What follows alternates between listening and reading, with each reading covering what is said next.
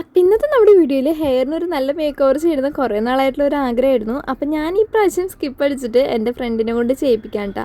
അപ്പം നമ്മളിന്ന് വന്നേക്കുന്നത് ഫാബിലേക്കാണ്. ഫാബിൽ വന്നു കഴിഞ്ഞാലുള്ള ഒരു പ്രത്യേകത എന്താണെന്ന് വെച്ച് കഴിഞ്ഞാൽ നമ്മുടെ മുഖത്തിന് ചേരുന്ന ഒരു ഹെയർ കട്ട് അവർ തന്നെ ഇങ്ങോട്ട് സജസ്റ്റ് ചെയ്യും.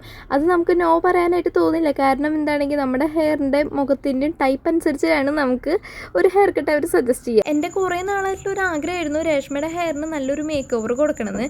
എനിക്ക് കൂടി വേണ്ടിയിട്ട് ഞാൻ നല്ലൊരു സ്പോട്ട് കുറേ അപ്പോഴാണ് ഞാൻ ഇൻസ്റ്റയിൽ ഫാബിൻ്റെ റീൽസ് കാണുന്നത്.